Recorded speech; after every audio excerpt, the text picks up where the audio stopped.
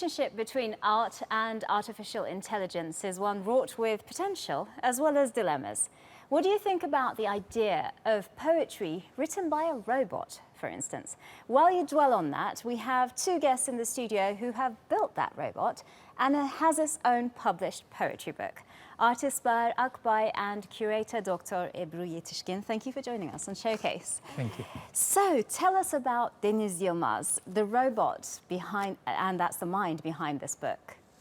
So the idea, like the robot is, in fact, has a physical part and a software part. The physical part is trying to mimic a human handwriting on a paper, like it's trying to write like a human.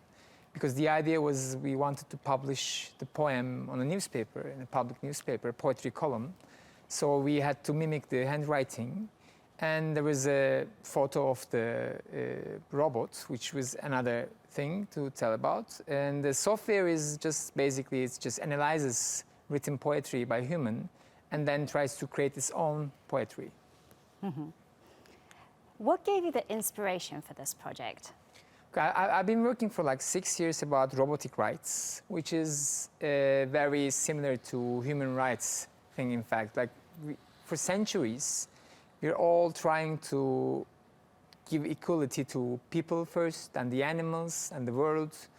And it's very similar in the robotic sense. Like if we are going to have a strong AI relationship with robots, then we have to really think about their rights. In fact, that's not like the only question, because I also use this research is to understand my perspective.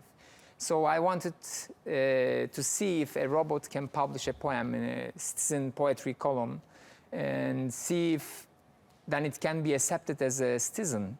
That was the question. I didn't want to force it that way, but I just want to see if that can happen. So where does the robot, Deniz Yılmaz, draw its inspiration from? Okay, the inspiration word is different for us. Like we really think that it comes from something, or we maybe use our reasoning to tell a story about it. Maybe it's not the real case. And so like the artists of all centuries, they just mostly say that they don't have that, they don't create it. It's like an inspiration came to them and passed through them. That's a protective method to protect their mind, like, because when you create something which becomes popular, you have to protect your mind, you know, because you're still a human. So in the robotic sense, I would say the only inspiration in that thing is chance and the words of the other poets. So it's other poems it's inspired by. Inspiration also accompanied by research as well. Because today artificial intelligence and robots are employed in almost every industry. So the research becomes for artistic and curatorial practice is that how can a robot produce art? So it's very important and it's very critical for us today that what we teach and what we learn from artificial intelligence, because whatever we teach them, whatever we do with them, we will be making with them, or we will be imposed to their behaviors.